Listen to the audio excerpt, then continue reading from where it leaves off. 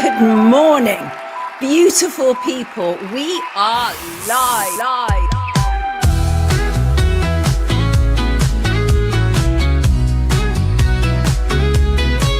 The sun is rising, the sky is blue.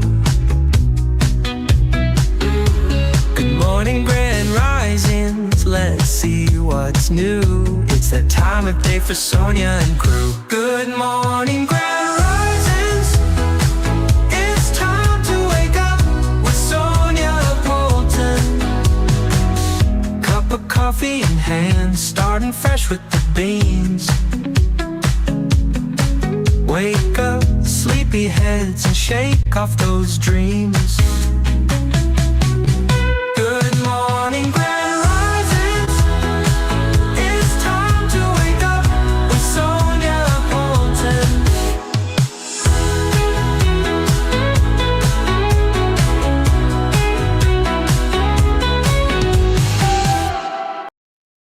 And good morning and grand rising to you all. It is exactly 1 minute past 9 GMT, and I am more than delighted as ever to be with you fabulous people. How are you today? How are you today? You are all so busy in the comments and I blooming love it. And there's my dear old friend Jackie. I just see your name popping up. Good morning and grand rising to you, sweetheart. And morning Curly Crew and Willie Russell and Marlena and John Mack and Drumstick and Peter. And did I say Markson? Markson, of course, who has done our intro. Absolutely. Morning to you, Poppet. And morning Adele and Annabelle and Crazy Bunny and Soul Sand, our two wonderful, wonderful mods. And Colin and Maria and Mickey the Mouse and Armand and Aquaboy and Shug. Did I say Drumstick and Vanessa? Blimey, you're all here. Good morning, Patricia. Wonderful to see you. And Josie, how are you, Poppet? And Maria and Randy and Jeanette. Morning all. Trump liaising with Dominique Cummings. Trump about to revoke hundreds of laws put in by Obama and Biden, removing woke from education, stopping sexualization of children. What is not to love about that except the first part? Except the first part. Grand risings to you all. Thank you for being here with me, either live or on playback. Either way, we fully appreciate it. And you know what today is, kids? It's a full moon. It's a full moon. Full moon in Cancer today. Cancer, of all signs to have a full moon. And you know why? Because Cancer is the only sign that's actually ruled by the moon. And things are about to get emotional, my friends. Oh, yes, they are. Release yourself, say your piece, share intimacy with those you trust, and kick the arses of those you don't. Oh, yes. And grand risings to Jen. Looking forward to listening live for a change. Wonderful to have you with us, Jen. Wonderful. So what's on today's show? Well, we will be joined by climate realist Paul Burgess to talk about the impossibility of the net zero dream and also about his new series, The Crimes of Tommy Robinson. Fascinating stuff. I'll also be talking with two bereaved people. They're grieving the loss of their loved ones after their loved ones took their own lives following errors, following relentless bullying from the Child Maintenance Service. We'll be going in deep on that a bit later. And the LA wildfires, we'll be talking the costs, the conspiracies, and the drama queens claiming to be victims. I'm looking at James Woods, the filthy, repugnant James Woods, who spent much of latter part of last week crying on mainstream media. Turns out his house was not burnt down at all. What a filthy human being he is. More on him a bit later. Then there's the former Labour MP allegedly caught in a pedo hunter sting. Plus, Candace Owens doubles down on her allegations against President Macron and Brigitte Macron. And then there's the Andrew Tate backlash. It's finally happened at bloomin' last. But why has this Muslim convert, degenerate, been embraced by so many on the American Christian right? Why is that? We'll be looking at that a little bit later. And we didn't have time on Friday, but I'm going in on Esther Branson today. She's a broadcaster who is also a Queen gatekeeper in the UK. Plus 2030, there's that year again. And finally, we'll end on being in the world, but not of it. Something I like to talk about often, and we're going to go in on that. And good morning to the Curly crew. How are you, Poppet? Greetings, one and all. Wishing you all a blessed week. Can we look into why Trump wants to take ownership of Greenland and draft it into America? Do we know what's going on? Commenters, tell me your thoughts. I thought I'd save this for you. You know what, Curly crew? I actually have to say that Candace going after the Macrons like this, it's brave. It's definitely brave. I don't agree with everything she does, but this is brave. Thank you, Masbro. I sincerely hope so. So, people, tell me your thoughts. Greenland is not for sale. Trump was already told in 2016, says Drumstick. Drumstick, aren't you close? Aren't you close? And Masbro says, Sonia, can you interview David Icke? Well, that would be interesting, Masbro. I don't know if you know, but about 10 years ago, David Icke and I had a very public falling out, very public. I was the lead anchor on The People's Voice, and I ended up leaving after 21 shows, citing issues of transparency to do with public funds. We had a massive public fallout. But yesterday, I actually did acknowledge him on social media just to say that David Icke was right at the forefront of a lot of these allegations to do with child abusers in the British establishment. And I absolutely credit him for that. I do. No matter our public disagreements, I absolutely credit him for that. So in answer to your question, I would absolutely welcome David on here, but I would probably hazard a guess that David wouldn't want to come on. Costello, I will be covering Ivor Caplin's X account. That's just unbelievable, isn't it? More pecker pictures than Grindr. Actually quite shocking. I had to just double check it's not a parody account. And when you start to see who's actually following it, they will have seen what's on that Twitter account. But we're going to talk about it in a minute. Drumstick said Greenland wants independence, but they still like the economic support from Denmark. I got you. Got you. Good morning, Charlotte Emma UK, my darling girl. David only does interviews when he has a book to flog in general, says Greg. Greg is not impressed. What's vile? Oh, Shalini. Oh, you're talking about Ivor Caplin's X account. That's just, it's shocking. It's literally, we're all in shock. Let's talk about it. Let's talk about it. First of all, let me just say, if you're only just tuning in, hello, welcome, and thank you as ever to the show that knows all truth passes through 3 stages. First, it is ridiculed. Second, it is violently opposed. And third, it is accepted as being self-evident. That is a very famous quote from Arthur Schopenhauer. I believe we have finally entered stage 3, where the truth is being accepted as self-evident. It's all around us. From the exposure of global corruption and stakeholder capitalism to the con of net zero and the proliferation of child abusers who have been hidden amongst the globalist predators is all coming out, and I am here for it. We have entered stage 3, people. Yes, we have. We've entered stage 3. And grand risings, Kath. Good morning, Joy. Hi, everyone, says Christine. Interesting. Good morning, Lindsay. Good morning. Good morning. Resources in Greenland for the new digital age, says Markson. Very possibly. And congratulations, Jennifer Venables. You are the book comp winner from Friday's show. And so many entries. And then after, so what I do, this really random thing. So I get all the names of people. It says book comp. And then I just close my eyes and I keep doing this up and down with my emails until I stop it on one, and I stopped it on Jennifer's. But then I read some of the messages that came with your entries. We are blessed. We have some of the finest, most wonderful people tuning in. And I'm so absolutely grateful. Good morning, Christine. Good morning. You go, Sonia. Not sure what that's about, but hey, imagine having all those pics on your X account. I know, it's shocking. Who won the crime novel? The crime novel, that was last week, my love. Can't remember. And I've actually forgotten. Did I not say that? I'm pretty sure I said that on Friday. The people are revolting, said not sure. Yes, they are. And to the lovely viewer whose name I can't remember, please forgive me. I think you're from Australia. And you had brought in my direction an Australian doctor and a latter-day rapper, Aya. And Aya has produced this incredible song. So I got in touch with Aya, and it looks likely that Aya should be either joining us this week or next week. So Friday or Monday. So there you go. Really looking forward to that. Really looking forward to that. And thank you to the retired social worker at Let Women Speak in Oldham on Saturday for talking about my documentary, Paedophiles in Parliament, and calling it out. Really appreciate that. Yeah, Lindsay's just saying it. Lindsay's just saying it. Look at that. Lindsay, we are speaking of the same mind. Yes, Sally Ann said, hi, everyone. Only 82 likes. Come on, people, hit the thumbs up. I like that attitude. Stage 3, 100% all agree. All is being exposed in such a short time. Gary, it's off the charts how much is being exposed right now. Oh, Lindsay, you were there. Well, I'm so grateful. I'm so grateful for that lovely lady saying that. Thank you. That's just wonderful. Really appreciate that. Right. Off topic.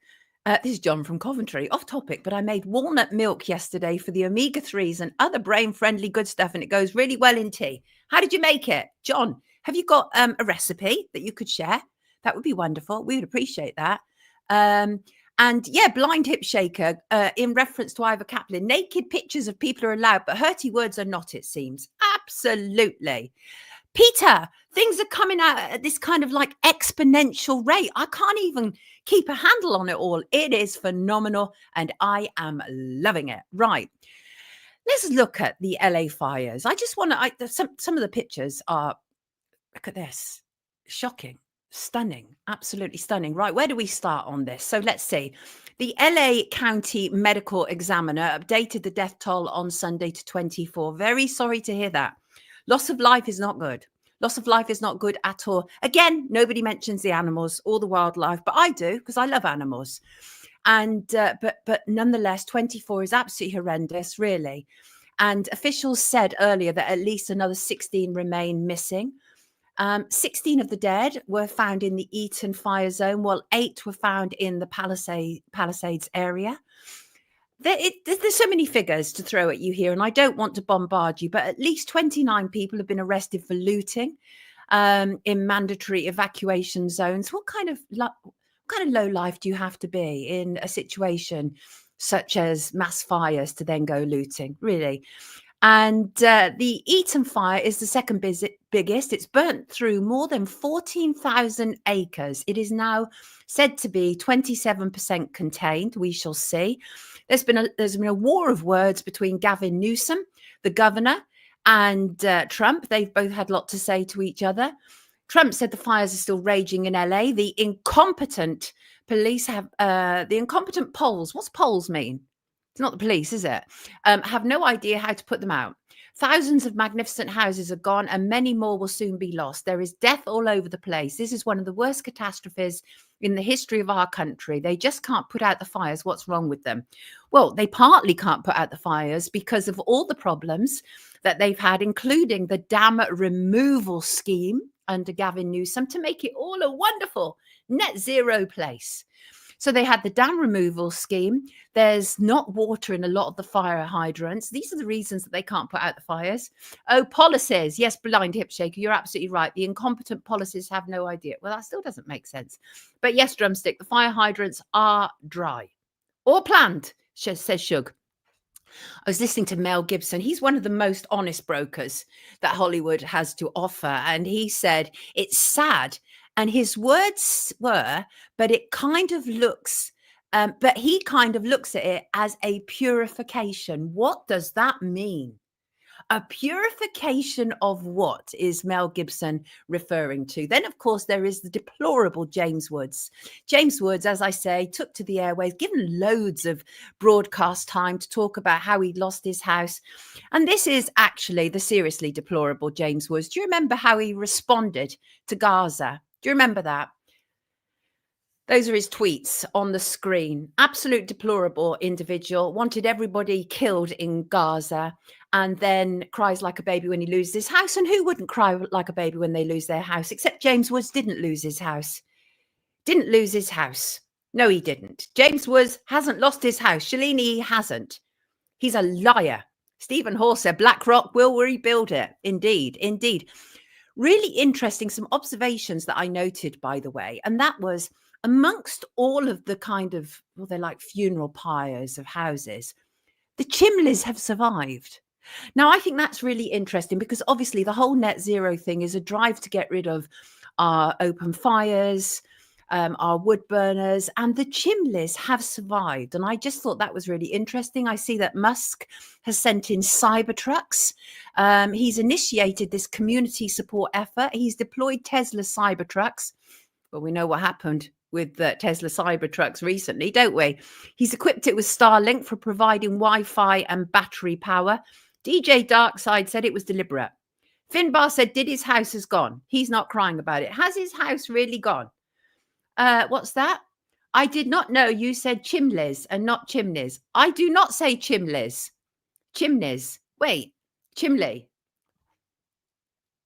People, what's going on? What's going on? Did a Tesla start the fire? Said Jackie.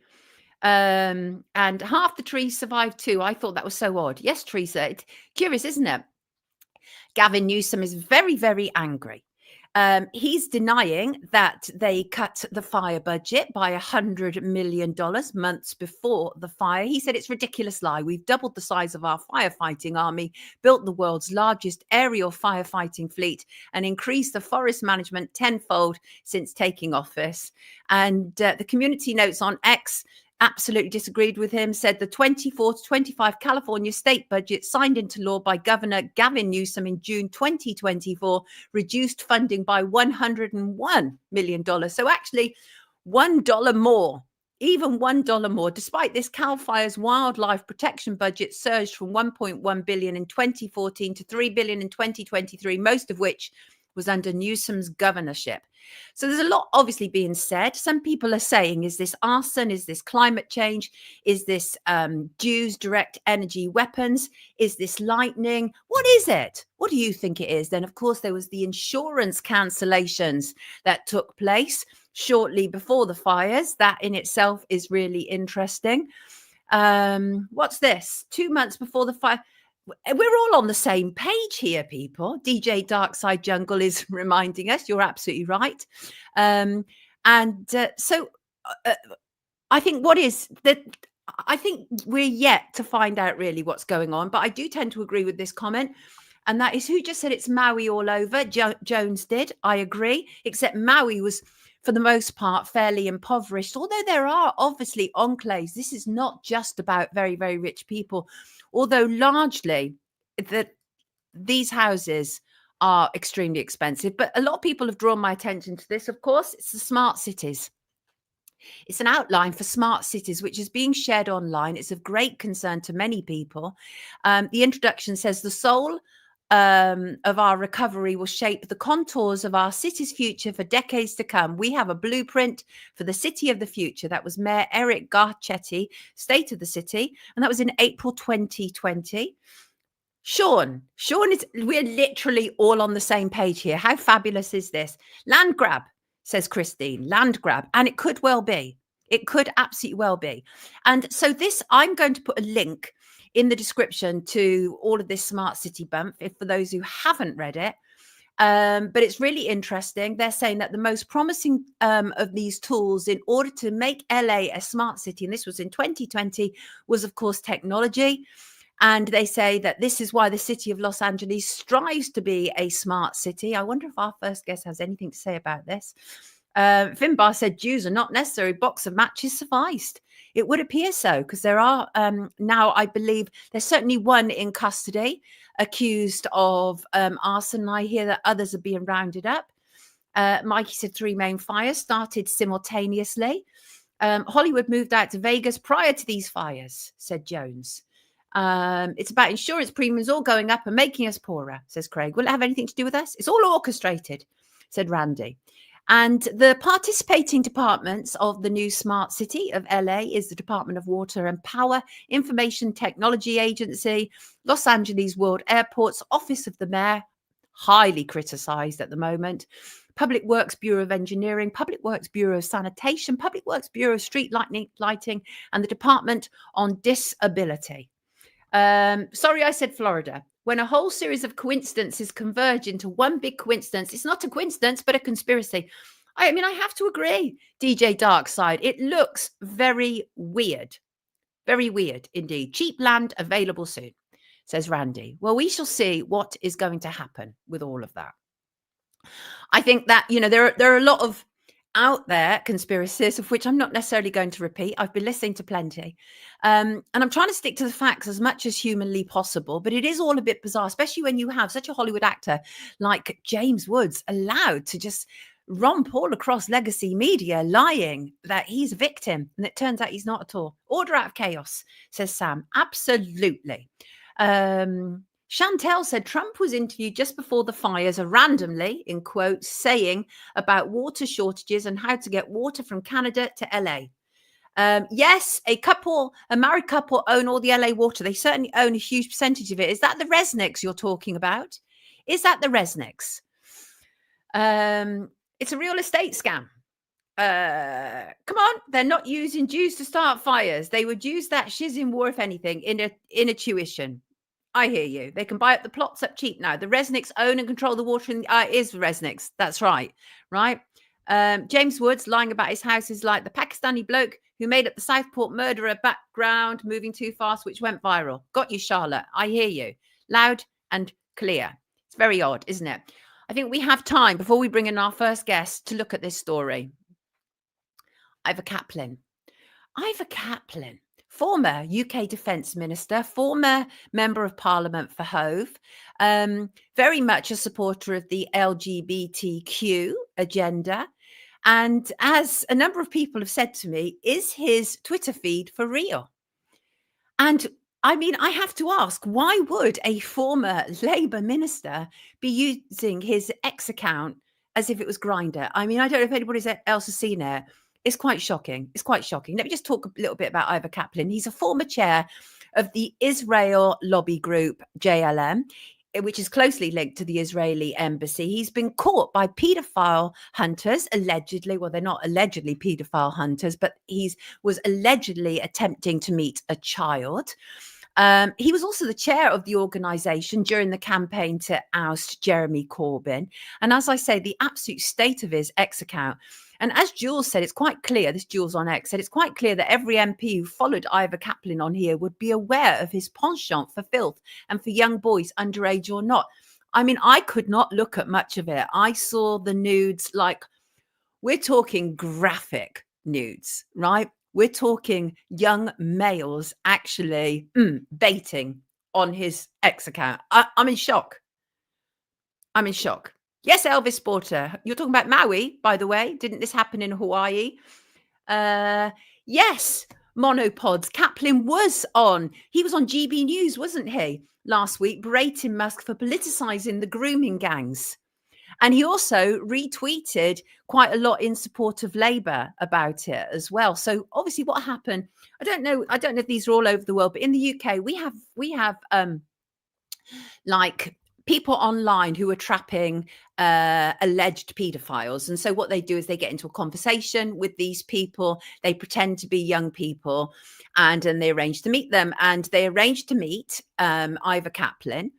It was actually a confrontation at Hove train station. It involved the activist group Stop Stings, and the group claims Caplin arranged to meet someone he believed to be a 15-year-old child after online communication. Sussex police have confirmed the arrest of Caplin and stated that investigations are ongoing with no charges yet filed. That may change very, very soon. The confrontation lasted about 30 minutes.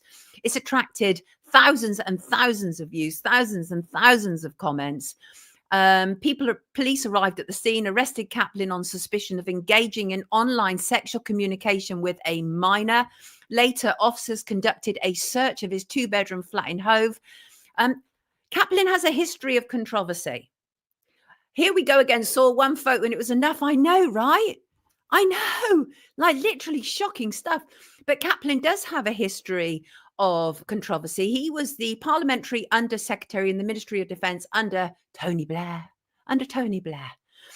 His political career has faced a lot of challenges. In June 2024, he was suspended from the Labour Party following undisclosed serious allegations, which he denies.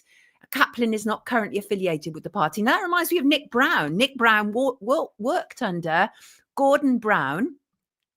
And about a year ago, Nick Brown suddenly was kind of separated out from the Labour Party again for undisclosed allegations. I've tried to find out what they are. Can't find any charges or convictions, but that's at least two that we know from Labour who have been forced to either resign or separate out from the party, who have faced undisclosed allegations. And the problem about when you read undisclosed allegations, you know, for the most part, these are sexual allegations. Riddled, says Patty. Riddled. Christine said Israeli lobby groups seem to gravitate towards people they can have a hold over. They do, but they're not alone. They are far from alone. That is very much a political playbook. It really is. Disturbingly wicked, said Sonia. For my sin, I looked at his X page. He shared a picture of a very young looking boy, says 21, smile face. The guy looked no more than 16. I agree. It's awful. Charlotte saw a video of him speaking at a Pride event with about 10 other gay Labour men and Peter Tatchell. Peter Tatchell. Yes, Peter Tatchell. So we shall see what comes of it. And I noted when I looked at Ivor Caplin, I noted that he had reposted somebody talking about Suella Braverman. Now, Suella Braverman was the Home Secretary when the child abuse inquiry was published. There were 22 recommendations in the report. Not a single one was implemented, and she should have done that. But she's now out here saying, I've sat with survivors and nothing's being done for them. Nothing's being done for them because you were too busy whipping up civil war in our country. You piece of work. Brazen, Fred. Brazen. They're all disgusting degenerate, says Shug. Corruption is off the scale. There's a long list of Labour PDFs, much buried in the news, but not too hard to find. I know it, Chantel. But the only thing is, what's happening on X is the focus is all now on Pakistani grooming gangs and Labour. We cannot lose the big picture. The big picture is that child sexual abuse has no party political affiliations, and we're in danger if we start to look at only one group and not the others. Conservatives have long been riddled, so have the Lib Dems. Absolutely. We can't spell chimney in Scotland, so we just call it a lum. Thank you for talking about this, said Cherry. Not at all. Absolutely happy to do so. And some, as I say, some of the people and accounts following Ivor Caplin include the Crown Prosecution Service, for goodness sake. The Crown Prosecution Service's job is to decide on charging in criminal cases. Absolutely shocking stuff. Absolutely shocking stuff. Cyril Smith was Lib Dem and he was pure evil filth. He was Teresa. Absolutely he was. And yes, Jackie, 100%. 100%. Let us not lose sight of that. I know, I saw that. What did you say? Don't forget the Royals, Sonia Markson, as if I could forget the Royals. The Royals, surrounded by paedophiles, historically and present day. All of them involved, be it directly or knowing and silent. Yes, Jeanette, absolutely. We cannot forget that. And it's important not to, because they want us to, don't they? These people often, whether that's Musk or whomever, they often want to divert us down some kind of cul-de-sac. But I say there is no cul-de-sac when it comes to child abuse. It's out there in the big wide world and it's being used for all manner of reasons, and we cannot lose sight of it by having our attention focused only on one group. I refuse that. I refuse that. Mount Bottom. Who said that? Kim Pirelli. That's kind of funny, even though it's sick, right? They're not really human, just kind of human, but without soul. I see you are very, very opinionated, everybody, this morning. Is this to do with the full moon, do you think? And just before we bring in our first guest, let me just say, awful, horrible Carrie Johnson. Anybody know who Carrie Johnson is? She's married, of course, to compulsive liar, serial father who's hid his children, Boris Johnson. Carrie Johnson is out there again. She's begged people to get the flu jab after apparently spending almost a week in hospital with a chest infection. Would that be the same kind of hospital visit that her husband supposedly had during C-19? Do you remember all that? Carrie Johnson cannot be trusted. Wasn't she out here when she was pregnant asking, kind of like encouraging women to be jabbed with an experimental jab? I'm pretty sure she was. I remember how when there was the bullying and allegations to do with Priti Patel, who was then, I think, Home Secretary. And so what Boris and Carrie did to try and divert people's attention from it is on the weekend that was breaking, they then announced that Carrie was pregnant with her first baby. She did, Peter. It was her, right? Don't trust any of them, says Christine. Here. I agree with you. But somebody I do trust, and I'm about to bring him in right now. Let's bring him in. Bring him into the stage. Let's see if he's here. There he is, Paul Burgess. Good morning to you, Paul. How are you? Fine, I'm okay. Yep. Lovely to have you with us. You've been with us before, of course. I think you refer to yourself as a climate realist, don't you? Yes, that's right. I've studied the climate, and I've done work. I've done hydroclimatology work in the past, and I'm a climate realist because actually all that is, let's say, is looking for the truth. It's as simple as that. No matter what you're in, all you do is look for the truth. And that's all we do around here. We have no biases. We have no That's political right. allegiances. I'm just interested in the truth. And my guests are, for the most part, just interested in the truth as well. You're here to talk to us about two things of great interest, actually. So let's start, first of all, because I like the way you worded this to me, right? You said the impossibility of net zero and its surrounding lies. What do you mean by the impossibility? Well, let me tell you something. In 1984, it says that you are meant not to believe the evidence of your own eyes, not to believe the evidence of your own ears, and in this case, you're not to believe the evidence of your own pocket, as they tell you renewables are cheaper and we've got the most expensive electricity in the world. We've actually managed to beat Germany on something. We beat Germany into second place for the second most expensive electricity in the world. Let me explain. The entire net zero thing is impossible without literally reducing the country to blackouts and taking industry completely down. I mean, taking our society down totally. It is that impossible. The maths are very simple.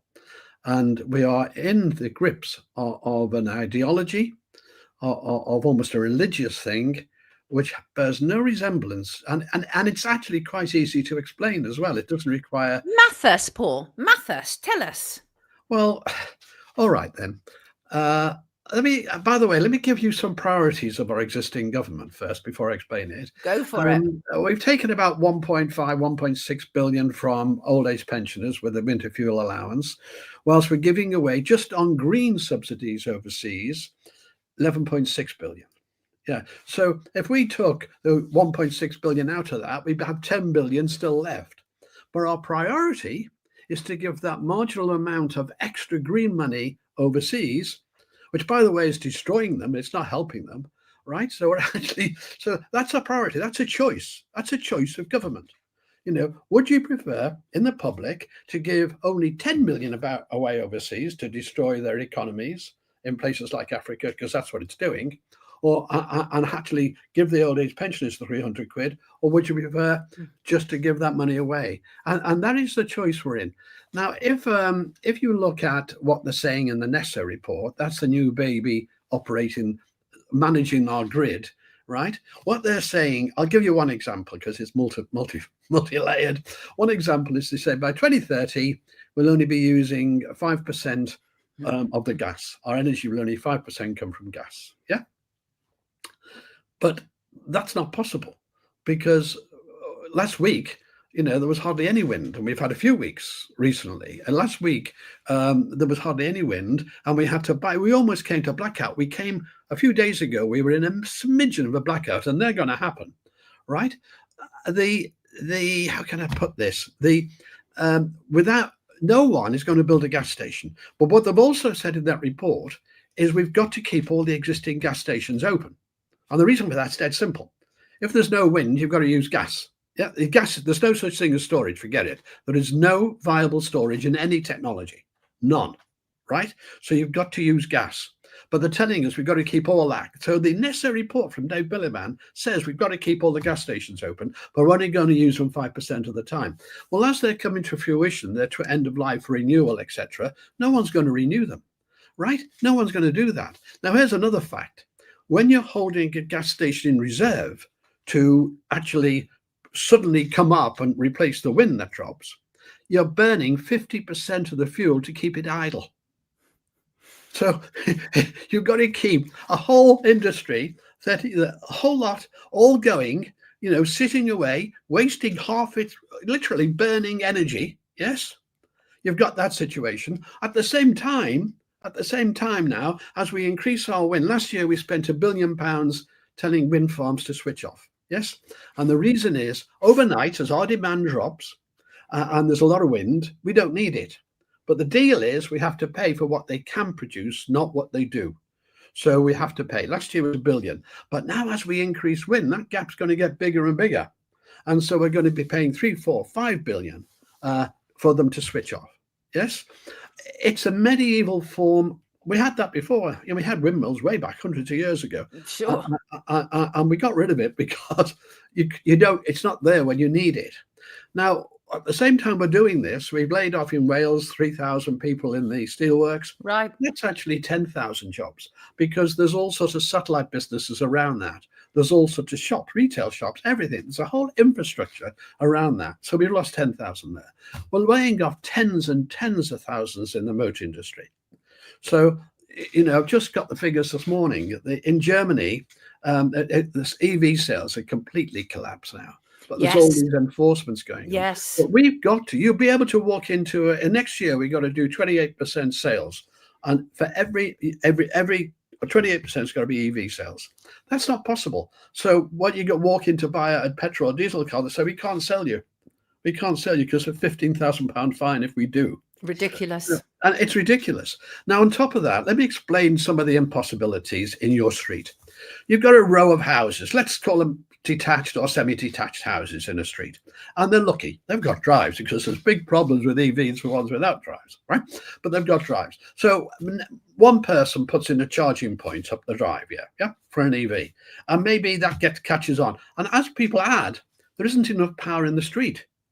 There's not enough energy coming into the street. So you'd have to dig up every drive, every road, every substation would have to be replaced. You're looking at huge hundreds and hundreds of billions of pounds to do that. No plan. And on top of that, in the NESO report, they say we're going to reduce the demand by 30%. So at the same time they're putting up electricity need in EVs and so on, we're going to reduce it. And then you've got to look at things like heat pumps. So let's look at heat pumps. The fact is, a heat pump works at about 40 degrees centigrade. Your radiator works at 73 degrees centigrade. So you'd need, for every 10 radiators you've got now, if you put a heat pump in, you would need another 12 radiators to get the same heat out. Now, I've got a house 100 years old. I can't do that. There isn't room for it. And I'd have to replumb the entire system and more than double the radiators to get the same heat out.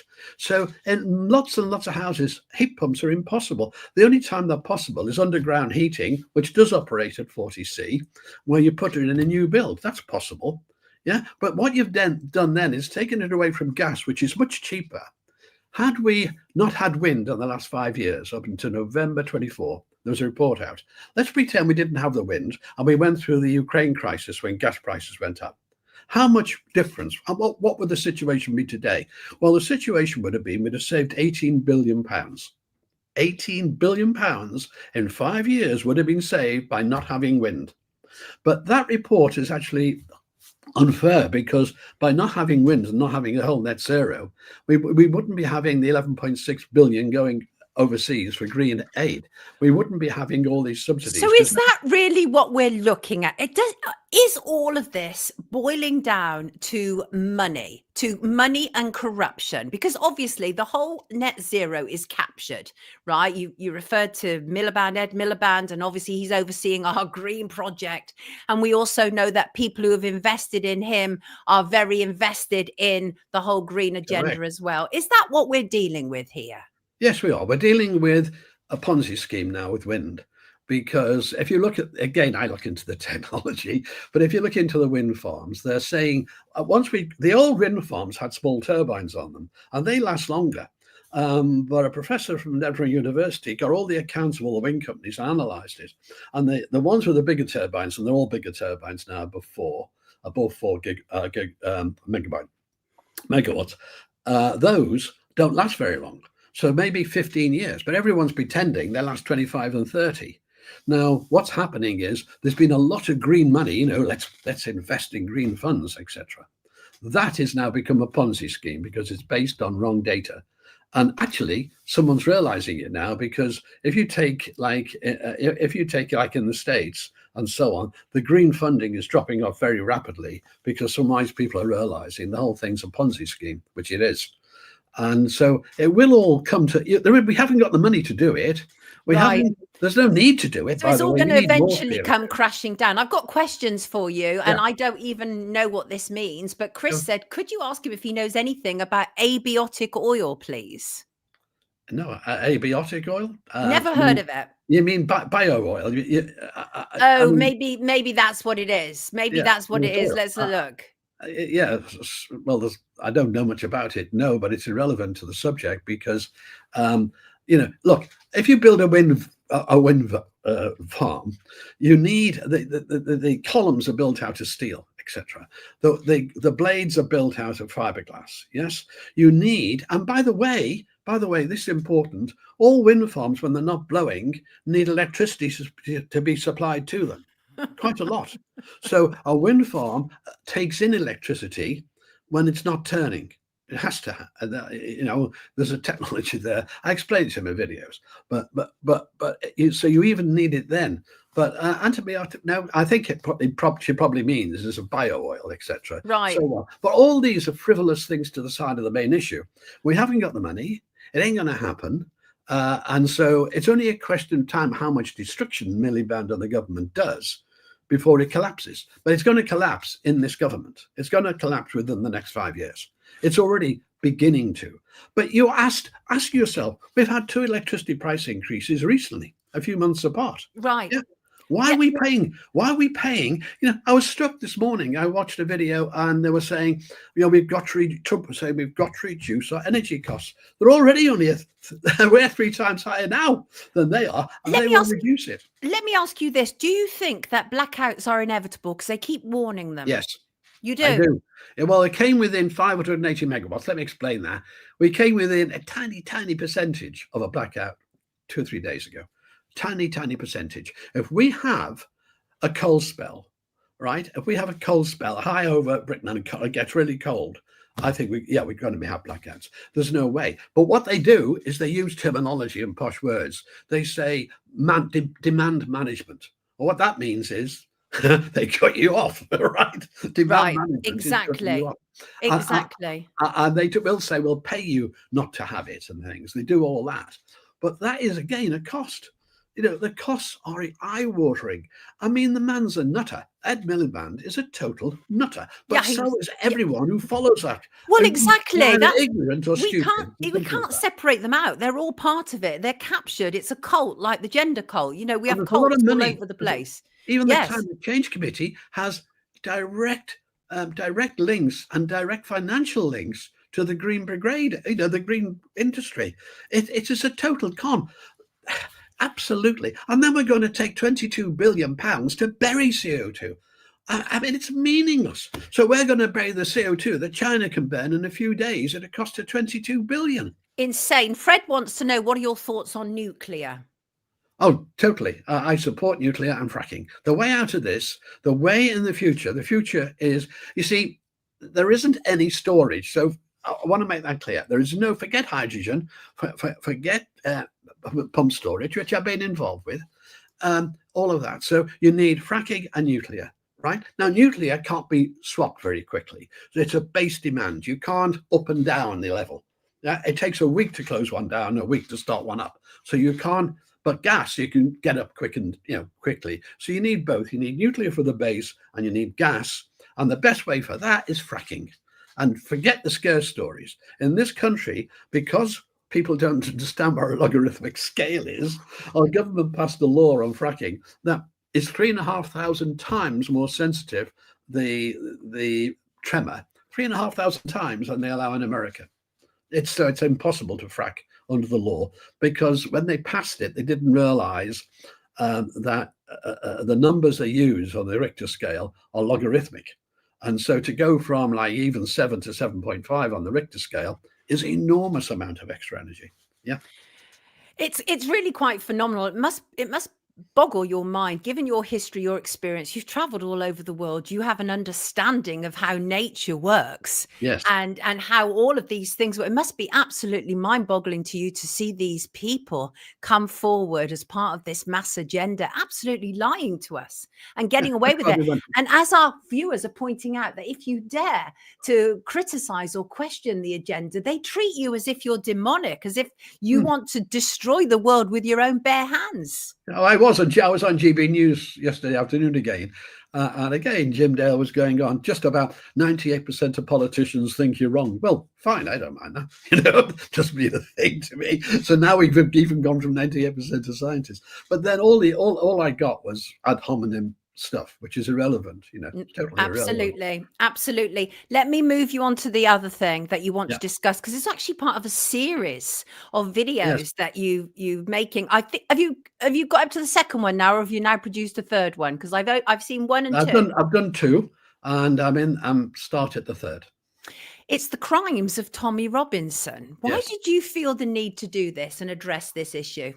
Right. I met Tommy Robinson a number of years back, and behind the scenes at a Brexit betrayal rally in London.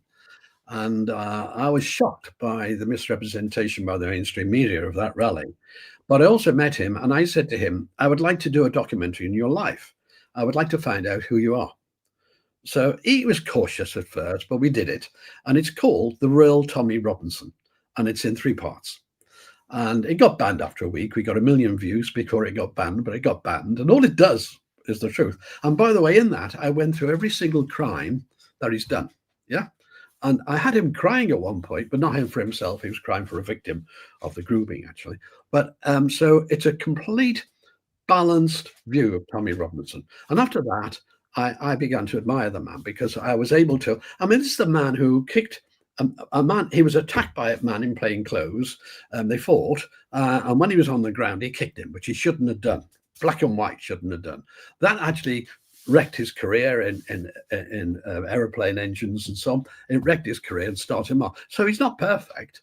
But he's a very perfect, but very divisive. People have very mixed feelings. Whenever we mention Tommy Robinson on here, we get such mixed viewpoints. We really do. Right. And obviously, I mean, I've been critical of him before. But I don't think anybody can deny his work and the fact that he was out there quite early on with the grooming gangs issue, and nobody can deny that, and I certainly don't. My issue was that it was all just one focus on one demographic, and that in itself is always problematic to me when it comes to child abuse, as I think you heard earlier. But nonetheless, I think many people believe that he has been targeted, that the reason that he's now in prison and subject to all manner of insane conditions, including solitary confinement. He was actually in prison for contempt of court, wasn't he? Yes, he actually did commit contempt of court because he showed his film in Trafalgar Square in front of 40,000 people, and he was ordered not to. So and he pleaded guilty, but to him it was worth it. And on my next video, by the way, the crimes of Tommy Robinson. The first one does his three contempts of court. Now, the first one is because he stood on the steps outside the court instead of on the pavement, because that was standing on court property. It was these old steps. That was the first one. It's explained. The second one was outside Leeds when he was by himself, and he couldn't broadcast everything because there was a reporting ban on the content of what was going on. And what he said was, I can't report on this on his video that he was streaming. And he was just saying, there's a grooming gang trial. There's 3 of them, all connected. There are reporting. So all I can do is read out what's on the BBC website. I'm only allowed. And he was reading out that when the judge saw him through the window, had him arrested. He was arrested and wasn't asked what. It wasn't told what he was arrested for, except disturbance of the peace. So the video shows him being arrested by himself, no one else around, for disturbance of the peace. And what it went on to appeal, the appeal court threw it out. Ridiculous, but it was so bad, and the video's worth watching. So it's called The Crimes of Tommy Robinson, and so I go through that one. The third one, so there's 3 of them, and the third one is this film Silence, which people can watch themselves. Yes. And so on. So I brush over that fairly quickly, the third one, because there's so much current stuff out there anyway. So I go through that. And then the second one is on his fraud, which basically, when you examine, all he did was lend his... I know the fraud one. Now, and the thing is, this is what I object to. Not to do with him. This is what I object to, the way the media handle it. Because when you say fraud, people think of the most heinous, fraudulent situations possible. And what he actually did was he lent his brother-in-law 20K, right?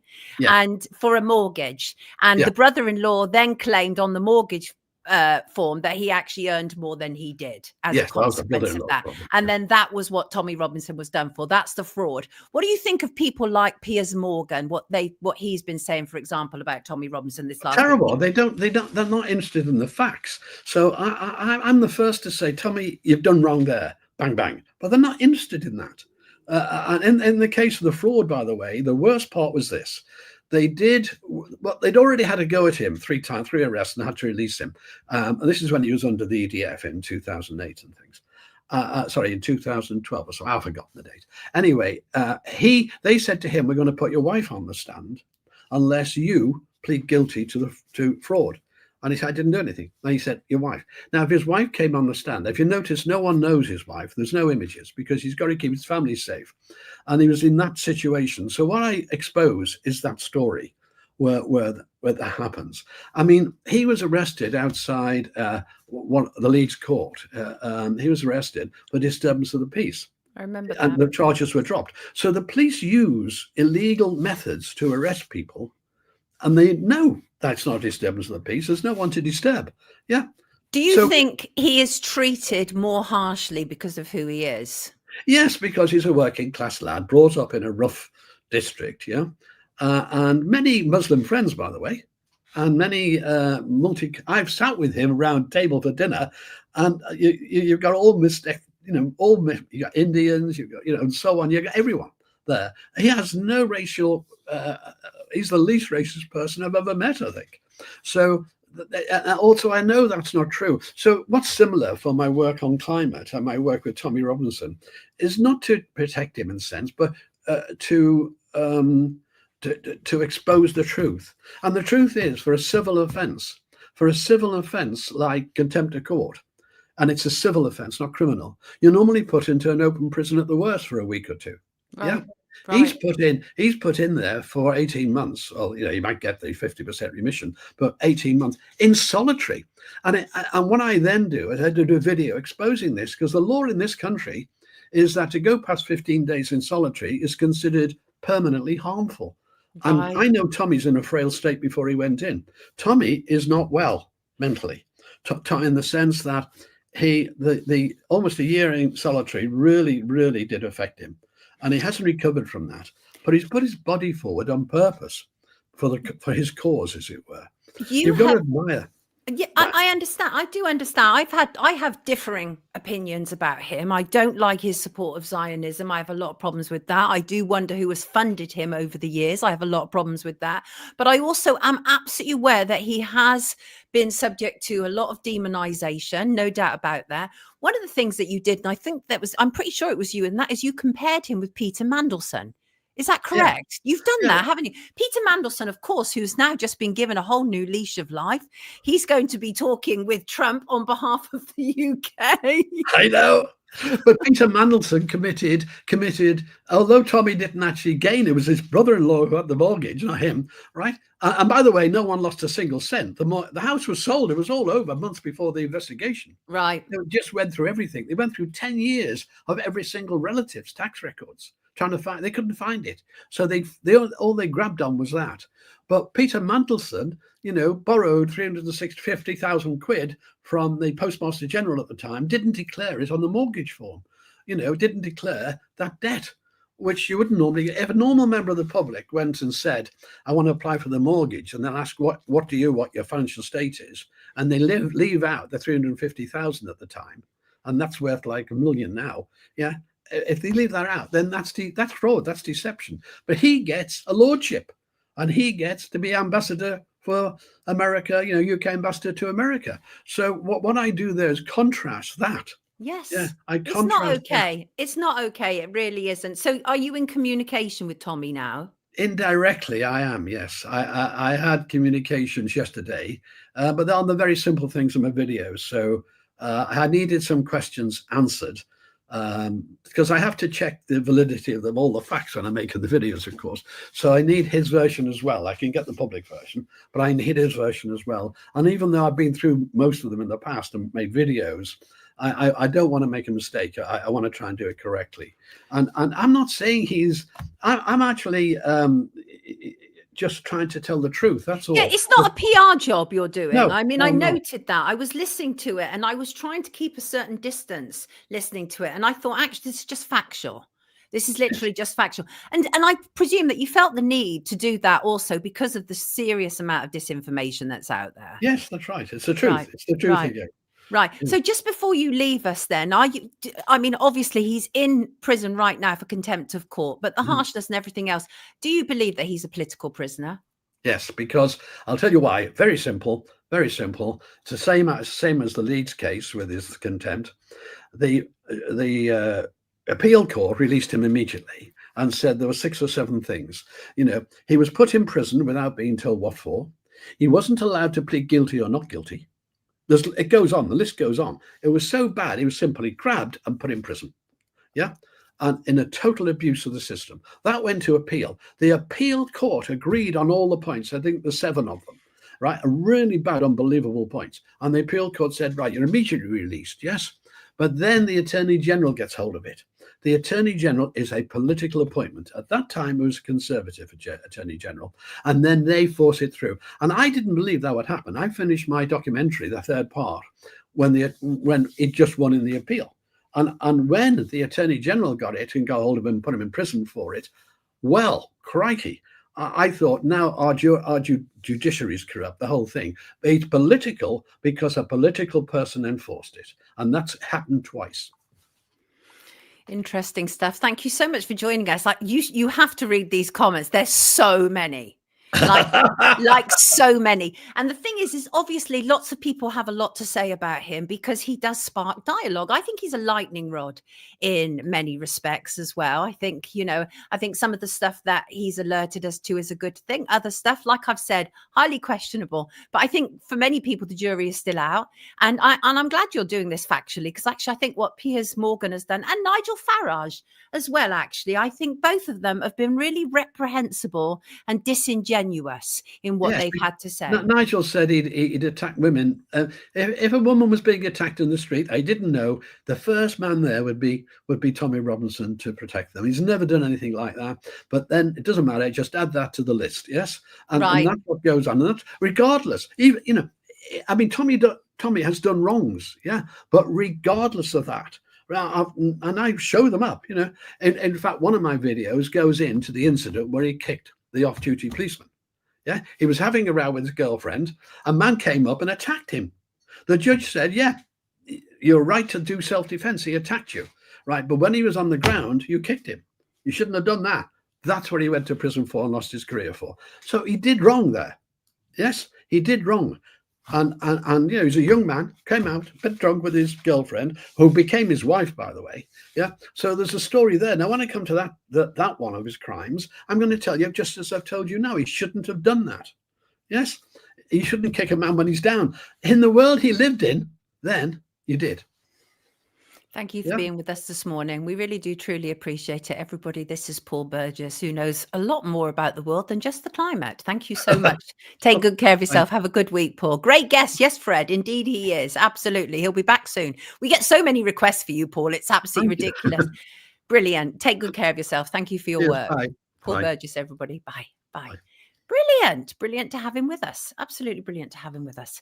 Right. Yes, I know it gets you all going. I know that, people. And can I just say, we got a lot of people watching us today. People, let me have a look at the analytics before we bring in our next guest. I do absolutely love and adore this. I love the way that we are growing, and we're growing organically. 2,239 views so far. Thank you so much. I can see that actually right now, literally on the live chat, we have 1,015, over 1,000 on YouTube live. Yes, Craig. Isn't it wonderful? We're growing, Crazy Bunny. It is so wonderful. Yes, Shalene, he was very honest and fair about Tommy Robinson. Yes, he was. And as I say, obviously this is a man who divides opinion. Wow, I know, Armand. Literally, think about that. We were this little whatever spermatozoa, weren't we, last May? And then obviously we suddenly grew, we birthed, we grew, and show on show, we are growing. Woot, Adele. Woot, woot indeed. And I just absolutely love it. And the thing is, doesn't it feel like a community effort? Because we all kind of work on this together.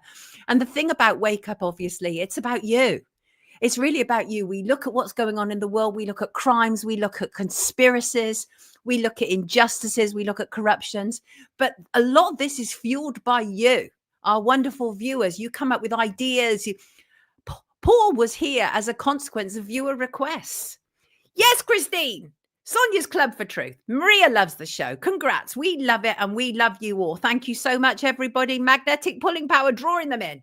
Ian, I love that. High vibes only here.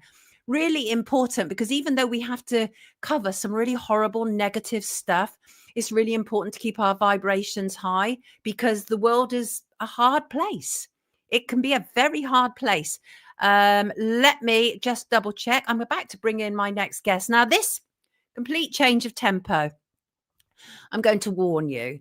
And this is to do with the Child Maintenance Service, formerly known as the CSA, the Child Support Agency.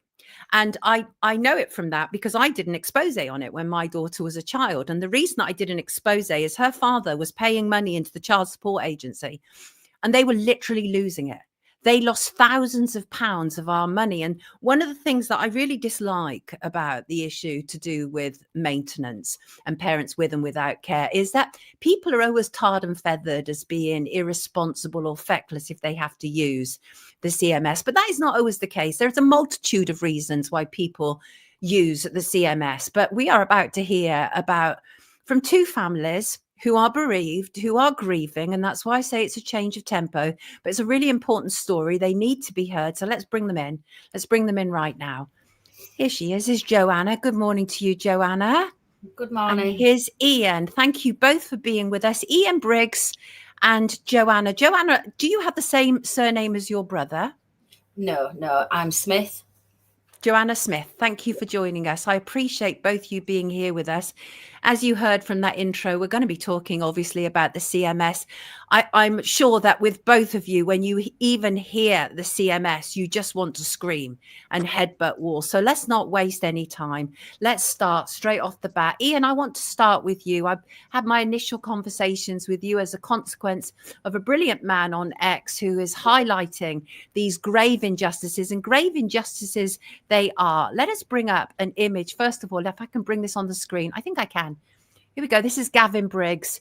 Ian, what do you think when you see this picture of your son on the screen? Yeah, it tears me up. I'm really sorry about that, but it's really brave what you're prepared to do. Let's talk about Gavin. I think he followed you into the RAF, didn't he? He did, yeah. He did. I did 29 years. He did 15 years in the Air Force. Yeah. You buried your son in July 2020 during lockdown. After that, he had taken his own life. After that, you combed through his phones, through his computers, and you found a reoccurring issue that was going on. Talk to us. Tell people what you found and where it led you to. Yeah, so I found out after his suicide, we found 3 letters from the CMS addressed to Gavin. Basically, over the 3 letters arrived in the year before he took his own life. The last letter arrived on the 26th of June, and Gavin took his life on the 1st of July. When I investigated these 3 letters and went through them, I found out that the CMS was chasing him for fictitious arrears. So in all 3 letters, he had arrears figures of nearly £16,000, which I have now proved to be fictitious. They never existed. They also added an additional income to Gavin's annual income of £26,000. So basically, they were trying to say that Gavin was earning £76,000 a year, as opposed to about £53,000 a year. And it wasn't as if he was trying to get away from his responsibilities either. And I think we need to keep stressing that when it comes to the CMS, because people think, oh, these are feckless people. These are fathers, primarily fathers who don't want to pay for the maintenance of their children. And it's simply not true. Did you know at the time the pressures that were facing Gavin? No, I didn't know fully at the time. I knew he was dealing with the CMS, but I also knew that he has 3 children from 2 different marriages. He was paying for the oldest son through the CMS, and he was paying for the 2 youngest through a court order. So he was paying his CMS money. Yeah, he wasn't a saint. He was late sometimes with payments, but he always made the payments. And I worked out that the CMS has a law in their book, in their guidelines, that if there is a court order in place and it's less than 12 months old, then the CMS cannot assess Gavin for those 2 children. The letters that I received from Gavin were dated June the year before he died, was the first one, and the court order was still less than 12 months old. So the CMS broke their own rules and regulations. I believe it. It. They also eventually admitted to you, right, 4 weeks after Gavin's funeral, that they had got it wrong. Yeah, it was an unofficial phone call from a CMS team leader. So I phoned the CMS to find out what was going on. The first phone call, the guy that I was talking to couldn't explain any of the figures. He then said he'd have to go away, investigate it, and come back to me. The next day I received a phone call from a CMS team leader. His opening line was, all telephone calls from the CMS are recorded. This one isn't recorded. And during that telephone conversation, he admitted that the CMS had got all the figures wrong. He admitted that the arrears were fictitious. He admitted, am I frozen? No, don't worry. We can hear you perfectly. You're fine. Oh, no, he was fine. Joanna,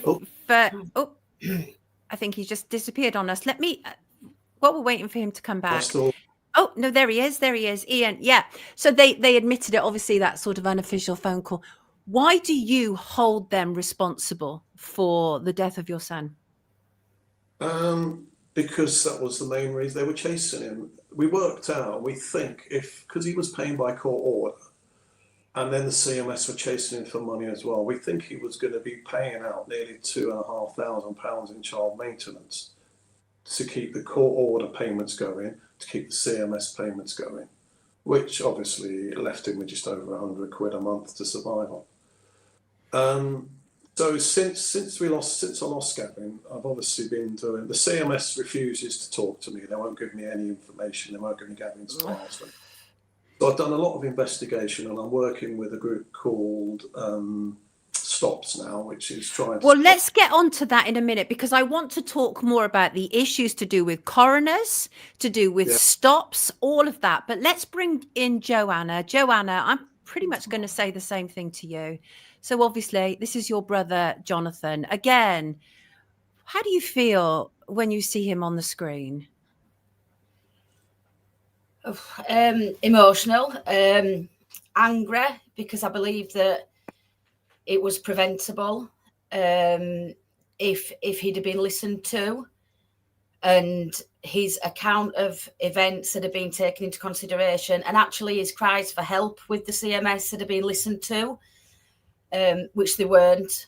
He begged at the end, telling them he couldn't afford to live. He was going to lose his home. He was going to have to give up his job, and they just upheld the decision. So, yeah, he struggled for years with the child maintenance service. There were a number of fails on their part, similar to Ian. Fictitious arrears being added, them not believing that a family-based arrangement had been in place for years. He had to prove he'd paid cash and all that sort of thing. That led to loads of arrears going onto the account. We've got the transcripts, and they admit, the child maintenance service, that they were illegally taking over 40% of his wage. He could not afford to live. And the October came and he received a letter from them saying his monthly repayments would be £689 per month for one child. We appealed it with them, explaining that, you know, this is wrong. We believe that they'd done a current income assessment when he was doing overtime after he'd been furloughed. He worked in with the disabled. They did a snapshot of his wage and projected it for the next 12 months. And actually, his HMRC records of what he was earning and what they said he was earning are completely different. But they upheld the decision. And on the 20th of November, he died. 2021. It must have been so I mean, I cannot imagine, right? I have siblings. 19th. I've lost 19th of November. Yeah. And I've lost 2 siblings over the last 3 years. So I know how painful it is, last 4 years rather. So I know how painful it is. But to lose loved ones in the circumstances that you both have, I mean, how do you live with that, Joanna? Because the anger and the injustice of all must just eat away at you. Absolutely. Me and my brother were really, really close. I knew his battles, and, you know, we were trying to support him as a family.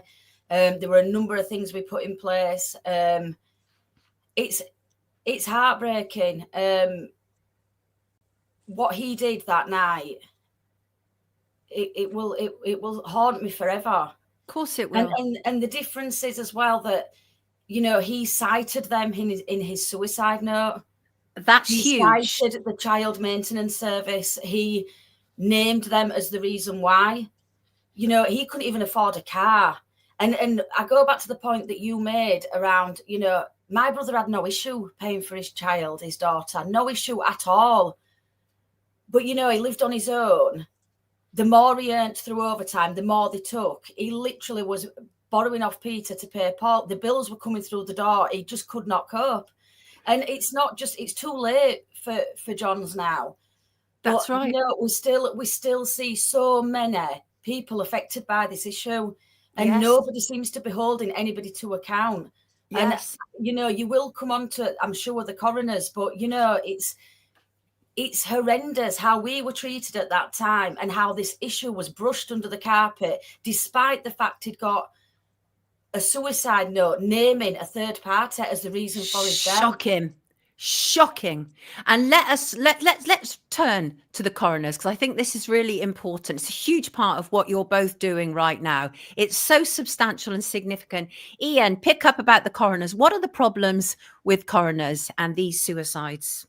Right, just a quick brief on my inquest with Gavin. So with my inquest with Gavin, I spoke to I had 2 pre-inquest hearings. The first pre-inquest hearing, I said to the coroner that I believe the CMS was guilty of driving Gavin to suicide. He asked me to present the evidence. Just after that, he then turned around and said he wasn't going to look at the evidence. He wouldn't consider the evidence. It got to the point, because I wouldn't leave it alone, and I kept hassling and hassling, got to the point where the coroner called for a second pre-inquest hearing. I spent an hour and 20 minutes arguing with the coroner. By now, I'd sort of got some reference as to what coroners were supposed to do. And coroners have the power to put out what's called a prevention of future deaths order.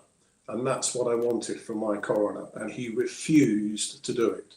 For those who aren't familiar with that, give us a little bit of explanation. So prevention of future deaths order, basically the coroner puts out an order would have been to the CMS, and they would have had to investigate why they got it wrong, and then they would have had to put in place procedures to prevent the same set of circumstances happening again. Now that is one of the coroner's responsibilities. So not long after that, I made contact with Joanne, and I found out with Joanne's coroner did pretty much the same thing, except Joanne's coroner went one step further. And before John Boy's inquest, before the recording device was switched on, and before the press was present, Joanne's coroner actually said, "My hands are tied." So basically, she couldn't present. Yeah. This. So yeah, we attended, and I submitted evidence by way of a statement. I submitted to the coroner's court his post 2 days before he did what he did, and his suicide note, which named the CMS. There was a whole load of evidence that went in. So we got to the courts, and the coroner actually held the press outside and held the recording off, and her exact words were, "I am not for a second doubting the severity of what you have submitted. However, this is not a court of blame, and therefore it cannot be taken into consideration." That was off record. She then got the press in to the courtroom, and then she started recording. And I've since found out through some work we were doing with the BBC that as a third party was named, we should have been advised that an Article 2 inquest should have been instructed. Wow. We didn't know at that time that was the case. We were in the height of grief. Looking back, we weren't in a position emotionally. You were vulnerable. Yeah, you were vulnerable. And coroners are some of the highest offices of the land, right? When it comes to the judiciary, they have tremendous power. There's so much that they could have done here to actually assist. And especially, we can hear you, Ian. We just can't see you. Oh, okay, hang on. I'll rejoin on my phone. I think. Don't worry, no worries. We're here. And so you've just been let down always round, haven't you? That's the thing. You were vulnerable. Jonathan was vulnerable. I mean, there's so much. I mean, there's so much here that is a problem, and that is. It was over a period of lockdown. Nobody's taking account of what his mental health is like regarding this. You're not being listened to as a family, and there's so many. It must be absolutely horrendous. Our viewers are in uproar in the comments, and the thing is, that's exactly the impact I wanted to have here, because we need to be angry because this needs to change. So we're going to bring back Ian, but just as we do, right, let us just talk about some of these ongoing. Ian, I'm coming back at me. Don't worry. I don't want to talk because otherwise it's just going to bring me back again. Hello, Ian? Well, I'm going to continue with Joanna then. So, Joanna, I think you can talk to me about stops, can't you? Yes, I can, but Ian is slightly more involved with that side of things, if I'm being honest, and I think he would be able to give a bit of a wider overview. Right. I mean, I think for me, I think the whole processes with the Child Maintenance Service, we went to the select committee. I met with Deborah Abrahams MP, and she actually held them to account over Jonathan's death. And they say, we do our own internal investigation. When there's been a suicide that potentially is linked to the Child Maintenance Service, we follow up with the family. We make sure that we know when the last contact was. That is rubbish. We never had any communication from the Child Maintenance Service. I had to press them. I sent them his suicide note, and I sent them his death certificate, and they thanked him for uploading his documents to the portal. They were still chasing him for money in the following February. There was no investigation. There was no follow-up at all. It's like he never existed. It just gone. That was it. And nobody picks this up. And I think it's so important. And obviously, we're hoping we can get Ian back, because one of the things he wants Gavin's inquest overturned. You're familiar, I take it, with the Joy Dove case? Yes. Can you tell people about the Joy Dove case? Because this is relevant here, isn't it? So she was successful in getting that overturned. Just wait for actually overturned. So let's see now. So what it actually was, I've got it here. Oh, is that Ian? Hello, Ian. Am I back? You are back. There you are. We were just talking about the Stops campaign. We got onto Joy Dove, and Joanna very kindly said that you actually are far more involved in the Stops, so you can tell us more about it. But what you ultimately want to do is you want to get Gavin's inquest overturned, don't you? And Stops is part of that, right? Yeah, the Stops group we're a group of people, all have been involved with the CMS. 3 of them are suicide attempt survivors. One guy, 73 years old, jumped out of his bedroom window about 3 years ago. How he survived, the medics don't know, but he's working with us. So we've been doing a lot of investigation into coroners and why coroners won't talk about the CMS. So we found, we went through all the press details, and we found 60 inquests where the coroner actually talked about Where's he the gone? CSA.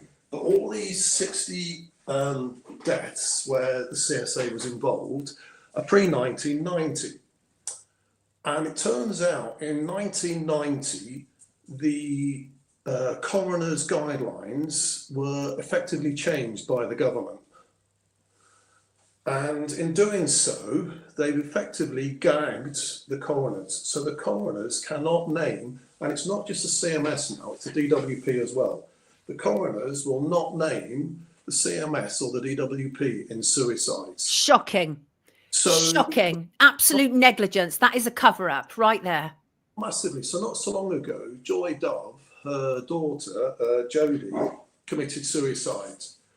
And it was down to the DWP. I've read her book. It's an absolutely horrific story of the DWP failing. And the coroners, the same as Joanne and myself, refused to name the DWP as the reason why she took her life. Joy has fought the system. She took to court, and she went to High Court, and the High Court has actually said, yes, the coroner was wrong. Result. The DWP is responsible for Jodie's taking her own life. Right. And so that was, as you said, that was after Jodie's benefits had been terminated by the DWP. So there is an absolute reluctance for coroners in the UK to be addressing the problems that arise as a consequence of incompetence and more from our agencies. That's the bottom line here, right? Yeah, that's the bottom line. So we've been trying to get the suicide figures out of the CMS. We know the CMS records suicides. We know that for a fact, but they will not give us the figures. We've been trying and trying and trying. We've got some figures. Go on. And in one 6 month period, there is 35 paying parents, deaths. They won't say suicides. All we know is deaths at the moment. 24 of those were on what's called collect and pay. What's collect and pay? Collect and pay is where the CMS basically charges the paying parent to take the money off of them. So the paying parent will pay, say, £100 a week, but the CMS will take another £20 off of the paying parent for the privilege of doing that. Shocking. I mean, all of this is really, really shocking. The problem is these are ongoing issues. As Joanna said, it's like, first of all, we all need justice for what you've endured, for what your loved ones have endured. So that's one part of it. But it's not as if anything's resolved. This is an ongoing problem. How can we help? People are so angry and frustrated in the comments. How can we help? I don't know. I don't really know what the answer is, because it's like, I was listening to your last thing. There is so much corruption in the system that, no MP will touch it. No, we haven't found any media platforms that will touch it. We can't find anybody who will highlight what's going on. We've got the facts and figures. We've got all sorts of, we're investigating stuff, we're looking into stuff. So we've got all the facts and the figures. Here's one for you. The DWP donated £21 million to the Citizens Advice Bureau. You'd think, oh, that's very nice of them. But what nobody knows, and what is being kept secret, is part of the clause in that £21 million was that the Citizens Advice Bureau cannot give out any advice that will bring the DWP into disrepute. This is gobsmacking. Yes, Catherine, this is awful to hear. It gets better. if you now put in a freedom of information request for the contract between the DWP and the Citizens Advice Bureau, the DWP will not release it because they say it has, I think it's financially sensitive material in it. I mean, I echo Jerry's words. This gets worse. This is literally getting worse, because what you're actually revealing here is not just that your loved ones didn't need to die. They did not need to die. And the organization that has played a massive part in that is not taking any responsibility. On top of that, one of the highest judges in the land is saying, we're not going to deal with this, the office of the highest judges in the land. And then I mean, this is just one level of corruption and subterfuge after another. I can't even imagine how you're coping with this. Joanna, talk to us. No, the police as well. So we have tried every which way to get the police involved. We've got evidence of fraudulent activity, even from a very, very minor level on my own. I contacted the police the day before Jonathan died. The day before he took his life. Yeah. And their response was, the CMS will conduct their own investigation. They are completely protected. You will need to go through them. And then we've got in touch with, the bigger police boroughs, where we know we can actually prove fraud is taking place. Wow. And they won't touch it. So the police won't touch it. Like Ian said, the big media outlets won't touch it because nobody dare. So we were working with another media provider, and it just, honestly, they wanted to do it. They wanted to run it. They wanted to expose it. But at the last, they just dare do it. I will, Katie. Katie wants me to put this out as a separate video, when I will, absolutely, because I think it needs to be exposed, because we probably have no actual idea of how many desperate people are out there right now. And the thing is, having dealt with them, it's still the same organization. It doesn't matter. They did a name change because they were trying to get away from how bad the CSA was, but it's still the same organization. Having dealt with them, they're this just faceless organization. They pass the buck from one department, from one person to another. They have no care. They have literally, when I say that they lost thousands of our pounds, I'm not kidding. My daughter's father was paying, they lost thousands of pounds that he had paid for our daughter. And they ended up having to give us an apology in the House of Commons. So that was then because we got our MP involved. What can we do? We're all feeling so helpless out here. What can we do? I mean, if enough of us contact our MPs and force the issue with the MPs, if we can get enough MPs talking to each other, I think the problem with the MPs is they don't talk to each other. And we suspect that we're going back to the conspiracy theories now. This is all the civil service. This isn't government. This is civil service running this. This is civil service controlling this. This is the civil service. And I know it's the civil service because I went through the ICO at one point with Gavin's case. And I actually got the ICO on my side saying that, yes, the CMS had to give me the data that I was asking for. I wrote to the CMS, the ICO wrote to the CMS, and 2 weeks later, the ICO came back to me and said, oh no, the CMS doesn't have to give you the data. So the ICO, which is the Information Commissioner's Office, they're all protecting each other. Yeah, they're all in each other. It is a massive cover-up. I mean, we did have Stephen Timms and Debbie Abrahams on board to a point until they became elected and now taken positions within the DWP, CMS, and they stopped talking to us. They will not talk to us anymore. John from Coventry, absolutely agree. Suicide prevention charities should be all over this. Why aren't they? Where are they in this? Oh yeah, I mean, I've contacted 2 or 3 suicide charities. One, do you remember the MP? I can't think of his name now. His wife hung herself in the woods. I remember that. Oh, I contacted him, about 2 years ago to say, look, I'm trying to prevent suicides. You're trying to prevent suicides. Can we work together? Nothing. Absolutely nothing. Because a lot of them also get government money, our taxpayer money paid by the government. So a lot of them are complicit, which is why they weren't also, the mental health charities weren't speaking out during C19 and the problems that, because they were receiving government funding. They're compromised. We have to be able to do something. I will put links in the description. But, Joanna, tell us what you want people to absolutely take away from this conversation. I think the main thing for me, one of my biggest regrets is we were supporting Jonathan as much as we possibly could within our family unit. I think it would have made such a difference if he'd have known about the support that's out there. So the groups that are for paying parents and people affected by the child maintenance, because he felt so alone. He thought he was the only one that was struggling with this vile organisation, right? And that he was sort of being targeted. And it was only following his death, when people reached out to me, that I then understood the wider impact and the wider effect.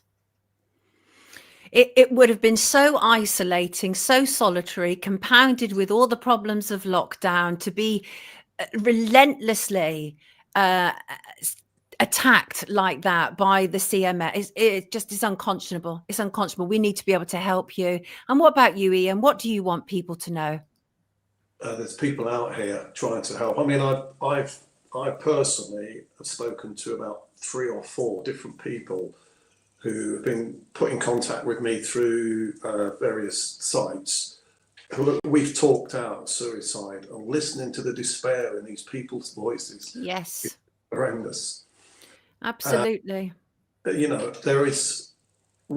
know, we've got the facts, 35 deaths, and we could probably say they were mostly suicides from CMS paying parent. A CMS paying parent is 14 times more likely to take their own life than the national. That's a proven fact. That's a scandal. That's a scandal. Why isn't that on every front page? We need to sort this out. We need somebody in a position that has got the guts to stand up and front this out and hold them to account. Somebody, and I don't know where that is, what platform that is, whether it's media, whether it's political, they are wrecking lives. They're taking lives. Yep. Absolutely. The irony is, they say, child maintenance service, it's all about the children. Well, guess what? Those children are now left without a parent. We've uncovered 2 suicide murders, CMS paying parents, where the paying parent has taken the children with them when they've gone. Oh, just awful. Hope says, bless you both, and so say all of us.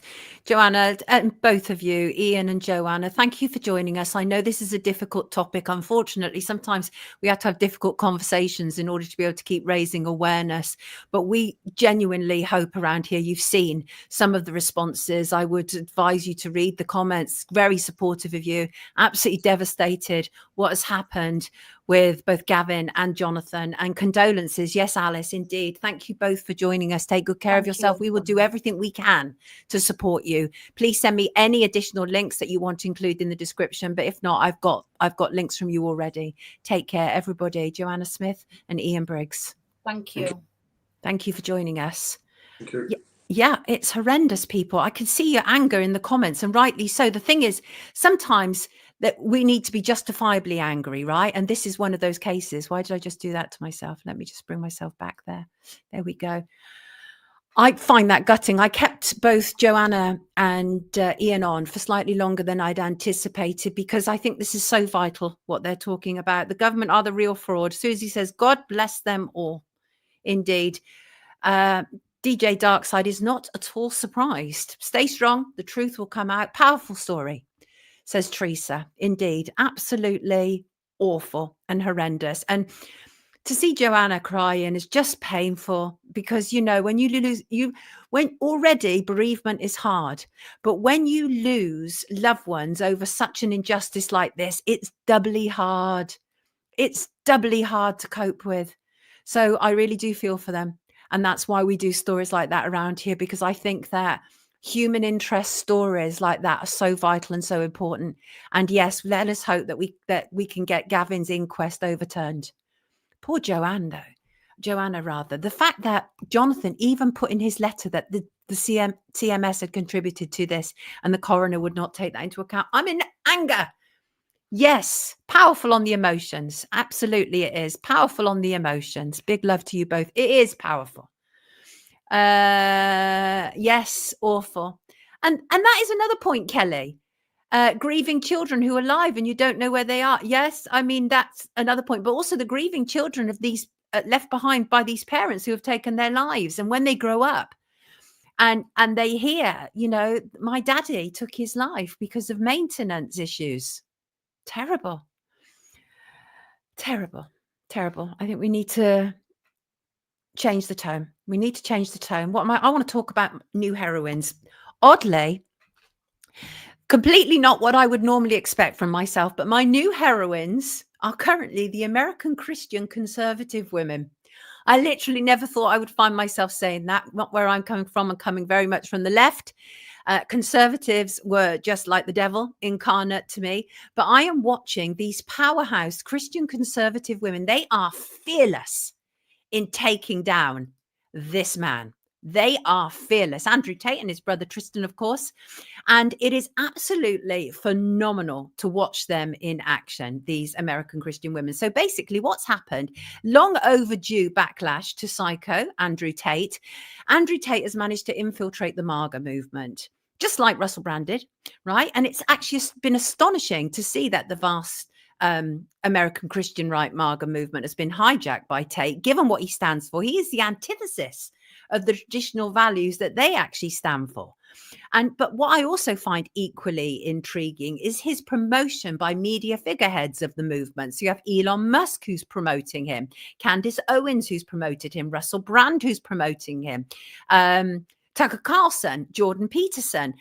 Aren't they all supposed to be like Christians? Russell Brand has recently converted, obviously a very convenient conversion, given that he is currently being investigated for sexual allegations. And it's a network narrative, let's face it, right? And you have people like Russell Brand who are online, literally, I mean, he's tweeted about Tate saying, whatever you think of Cobra Tate, that's Andrew Tate's ex-name, he appeals to a lot of people and he's a vessel for a lot of ideas that cannot be repressed and need to be discussed. Russell Brand, as I say, you are under investigation. You're under investigation, and so is Andrew Tate. And so the thing is, right, Andrew Tate has 2 criminal cases. The first was actually, I'm going to read from Nathan Livingston, Milk Bar TV. He's done a huge, enormous amount of research into Andrew Tate, enormous amount. And Nathan Livingston said that Tate has 2 criminal cases. The first was ready to go to trial. However, Tate won an appeal and a judge ruled there were a few irregularities, so it's been sent back to the prosecutor. Both are for trafficking, organized crimes. However, the second is a lot bigger with a lot more victims and additional crimes like sex with a minor, money laundering, influencing statements. So there's a possibility they'll combine the first with the second. Things move incredibly slowly in Romania, which is obviously where the Tate brothers are. So there's still a long way to go. A trial probably won't begin until next year. Then once everything is finished in Romania, they'll be extradited to the UK for trafficking, rape charges. The Tates won't be free for a long time. And yet, you have all these people from the network narrative promoting Andrew Tate as the next prime minister. This whole idea that you can suddenly run to be a prime minister in the UK is frankly farcical. And it just shows the absolute ignorance of these people. But there's so much that's wrong about Tate. I noted that he's selling books on Amazon. One is the Tate Bible and the other is the New Testament. This is a man who recently converted to Islam. He's now infiltrated the Christian movement. And what I think is interesting, very interesting, is that since he launched his ridiculous campaign to be prime minister, And he had an interview with massive American Christian influencer Benny Johnson, and Benny Johnson doubled down on it. I mean, it was absolutely repugnant. Alina Habat, is it Helena Habat, who is one of the legal counsel to Donald Trump? She came on and she was fangirling all over Andrew Tate. Like, Andrew, you would not need to do anything except listen to Andrew Tate by his own words to know who he is. And you're fangirling. There's no way Donald Trump can have her as legal counsel. Absolutely no way. She's like, I've got your back. But what's interesting is since he launched his bogus campaign to be prime minister, there's actually a crowdfunder online for more women who allege charges against him. And it's closing in. It's probably over it now, over 60K. And for a crowdfunder, and I'll read you a couple of the messages. Good luck. No, I can't read that. That's defamatory. This is enough. Elliot, the things Tate has admitted to on video are horrifying. His next home needs to be in jail. That's exactly it. And the way he bullied Samantha Smith last week. Samantha Smith is a survivor of these gangs, and I don't like calling them grooming gangs either, and the only reason I use that is because it's an expression that everybody immediately understands what we're talking about. But obviously they're Pakistani gangs primarily. They're not Asian gangs, they're not Muslim gangs, and but that's what we're dealing with. But she had made a defamatory comment about Tate. She had made statements about him that he's not yet convicted of. Anyway, the way he bullied her, she deleted it and apologized. He carried on bullying her, saying, because she didn't bring me a sandwich, I'm still taking her to court, because he's a narc and he got pleasure out of bullying her. And yet there's all these other people online saying the same things about him, a lot of men, and he's not sued anybody. Andrew Tate has not sued anybody because he's a filthy piece of... Anyway, the point is that the Christian mothers have come out really strongly against him. Absolutely wonderful. Because when you have infiltrators like Russell Brand saying, hear him out, listen to him, hear him out. And these Christian mothers are not having it. And I absolutely love it. And honestly, they are fearsome. They are absolutely fearsome. It's like, oh my God, these women, I want to learn. I mean, I can stand up to be counted, but some of these American Christian women, they are not taking any nonsense. They don't care if their influencers are promoting these people. They are taking them down. And I love that. And about Russell Brand, by the way, aside from the fact that he's a creep who can't be trusted for numerous reasons, he'll switch to any side that will benefit him. Any side at all. I think it was 2014, day before the general election, when Ed Miliband, who's now leading our net zero agenda, I could have had the year wrong, but it's around there. And Russell Brand came out in support of Ed Miliband, sat down for an interview with him, was pushing him to be prime minister.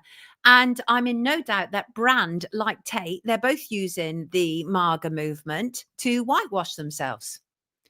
Yes, both of them. And I think that's what's happening. And I find it frankly repugnant. Do you, Hunting Swan? You agree with that assessment of Brand, do you?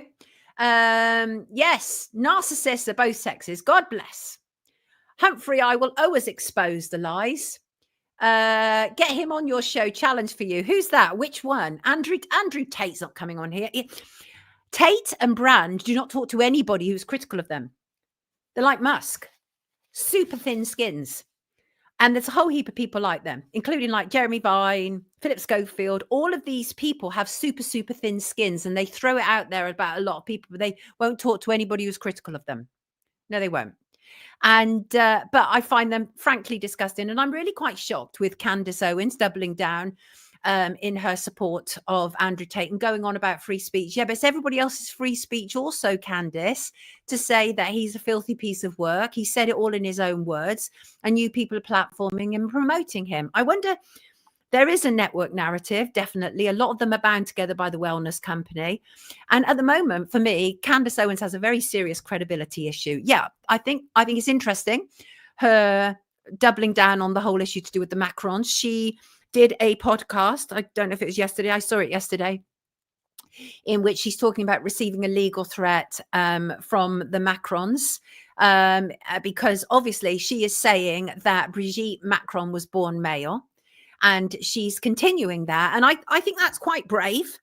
whether I agree or not. I think it's quite brave if you actually believe that you've seen the evidence to support what you're saying and you carry on fighting it, especially if you've got a legal threat from a sitting president. So that's all good. But there's a real credibility issue when these people are claiming literally to be Christians. And which has a kind of like a purity attached to it, right? Like most religions are supposed to. But, you know, the fact is that they are supporting horrendous people. And this whole wellness stuff that they're all supported and promoted by, right? I'll tell you straight, I've never watched a Candace Owens podcast all the way through. I find it fairly unbearable. I do. But last night I did sit down and I watched the whole Macron one. And in between all of that, she does this big advert for the wellness company, her sponsors. And the emergency kit that all of those wellness promoters promote is fear porn. It is absolute fear porn, right? So I think these people are compromised. I think you have to be incredibly careful who you take sponsorship from. The sheer volume of sponsorship requests that I get, which is why I've had to bring in somebody that I trust, who I'm going to pass all these over to, and she could start working through them and deciding whether we think they're good to align with or not. But the wellness company is not one of them that I would consider, because I believe that they're compromised. Yes, Soul Sound, the emergency kits are expensive. Beats and Tapes hates the way she chops her videos. Essie thinks controlled opposition, maybe. Craig, Candace is smart. She's smart, but that doesn't mean that she's not playing both sides, right? Amazing Polly. Let us talk. Amazing Polly has probably done the best work on the wellness company, Mel's. Yes, and they went after her. I don't agree with everything Polly says. But I do think that she's done some amazing work joining up the dots on the wellness company. Yes, I do. And Brand is hiding behind Christianity now. Well, we shall see what's going to happen. Yes, Amy, I'm afraid Candace does support Tate. Absolutely. I think they go back a little way, actually. I think Tate was a friend of her husband's. I know they did this distancing recently, but Candace got up on X this weekend. She's like, freedom of speech, when people were angry that Benny Johnson was platforming Tate. But actually, she's promoting him. Sean disagrees with me about Russell Brand. Sean thinks he's authentic, read his books, have followed him for ages. I've changed many of my opinions. So I certainly don't condemn others that do likewise. Fair enough. But the thing is, Sean, you know, around here, we allow difference of opinion. I think it's important. This is not a Brand, Tate, Elon Musk podcast where they don't like difference of opinion. Here we do. Thank you, Jan. Great uprisings today. Keep revealing. Brand was always slimy, says Stephen. Nobby says amazing Polly stuff is nothing but guesswork. Well, that's not true, actually. She did link up all the wellness company, right? And Flower Punk says free Palestine, and so say all of us, frankly, and so say all of us. And I agree with that. Let me move on. 22nd of February in Edinburgh, the lovely, wonderful Common Knowledge Edinburgh, whom I've worked with on 2 occasions now. They are doing the Scottish People's COVID-19 inquiry to raise awareness. They've got brilliant speakers, including Dr. Claire Craig, Professor Richard Enos. Richard is fabulous. So is Claire. And so is Professor Diane Rasmussen, Dr. Alan Mordew, Dr. Liz Evans, Professor Martin Neal, and more. Plus individual personal testimonies from members of the public and the audience. This, as I say, is Saturday, the 22nd of February, 9 a.m. to 4:30 p.m.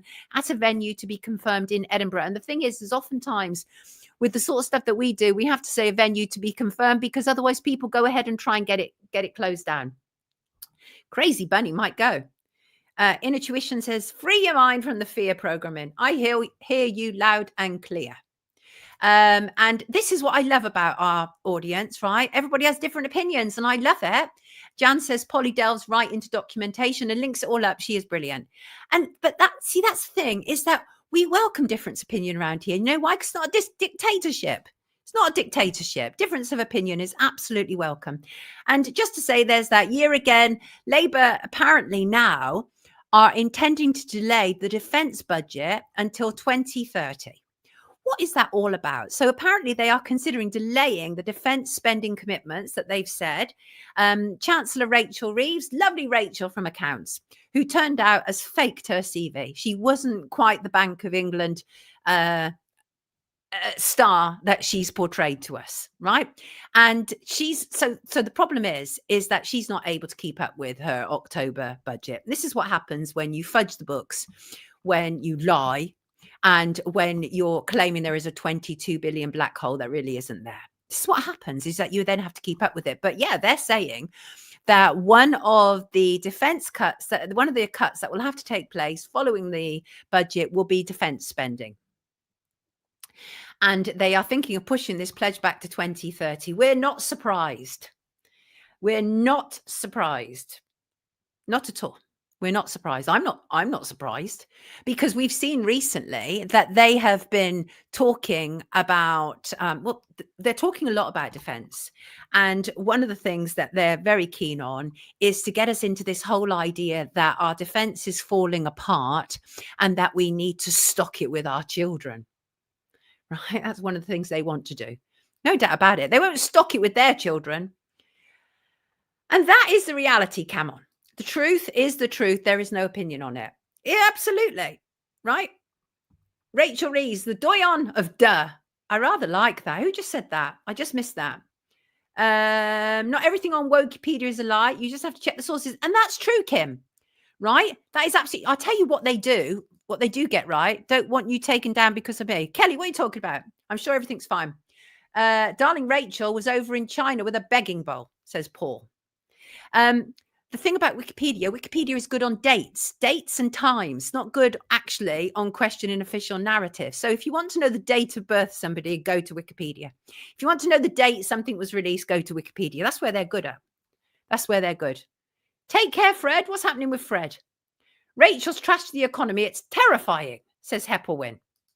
I hear you. Defend which? Cameron, good question. Defend which country, indeed. And by the way, the number of full-time army personnel is down from 100,000 back in 2020 to 75,000. That's 25,000 personnel down. What are they doing? What are they doing? And I have an image here. Let me bring it in. Oh, from lovely Murray. Murray has, where are you? Well, it's not Murray. Murray, is that your back garden? Murray sent us this. We talk about geoengineering around here because legacy media simply won't. Have you noticed there's not so many chemtrails recently? Because I'm not seeing them.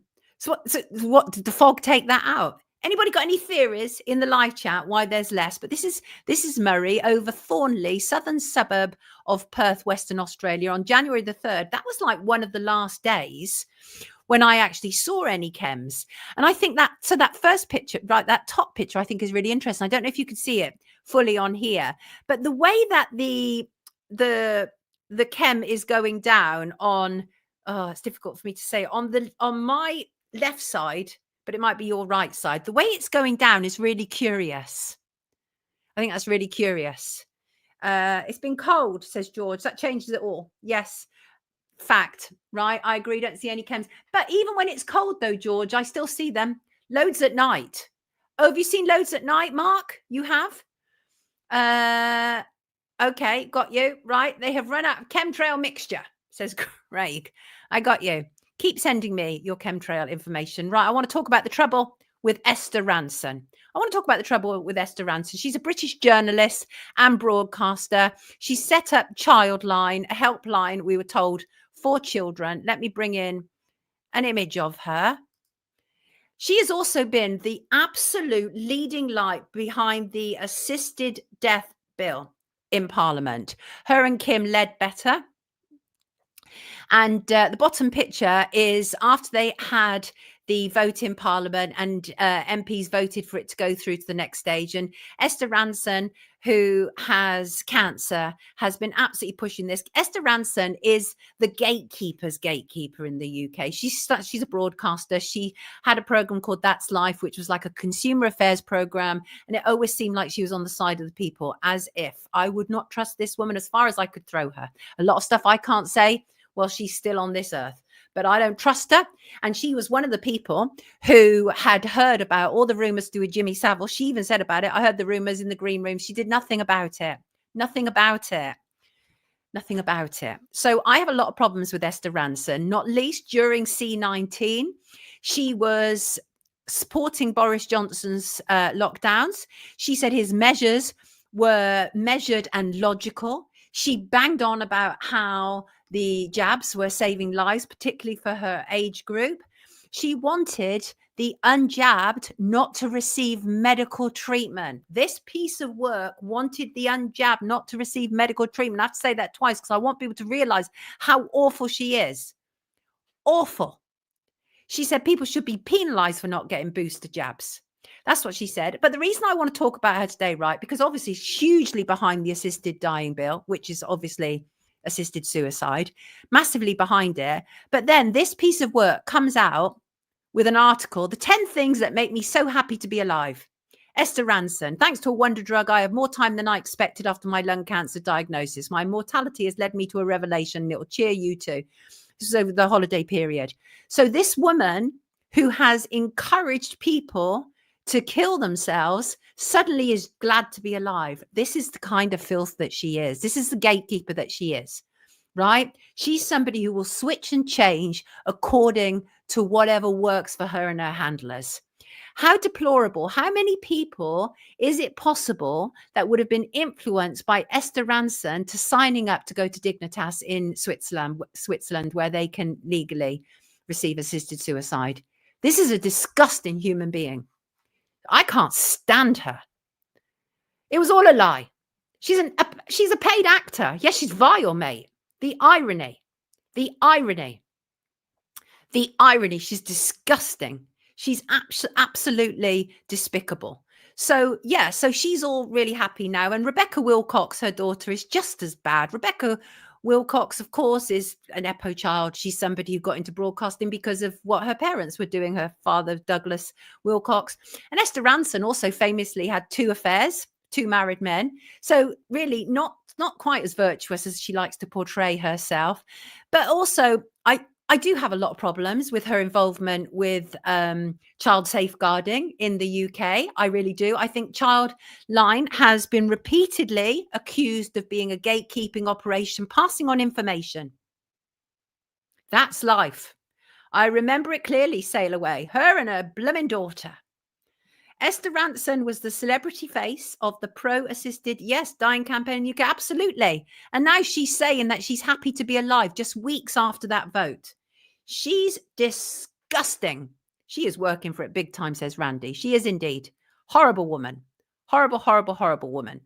And what else do I... Oh, we're closing in, people. We are actually closing in. Let's read this email from Lars. So our final thought for today. Lars said, love Wake Up and really enjoyed the conversation you had with Ben Hawkes on Friday. He talked about being a spiritual being, having a human experience. And you have often said something similar along the lines of you're in the world, but not of it. What does that all mean to you? Lots of love, Lars. Thank you, Lars. Really appreciate that. Well, I'll tell you what it means to me. I see my life as a big picture. Really. I see that my life has a purpose to it, that I'm not just a number.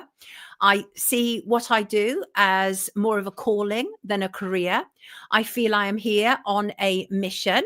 And so I try not to take humans and earthly matters too seriously. Sometimes I'm forced to when we're dealing with corruption or genocide. But for the most part, I can deal with tricky issues by seeing something greater involved than the surface situation that I appear to be dealing with. I believe oftentimes that our troubles are temporary. I believe that our struggles are there to assist us to manifest our purpose and our reason for being here.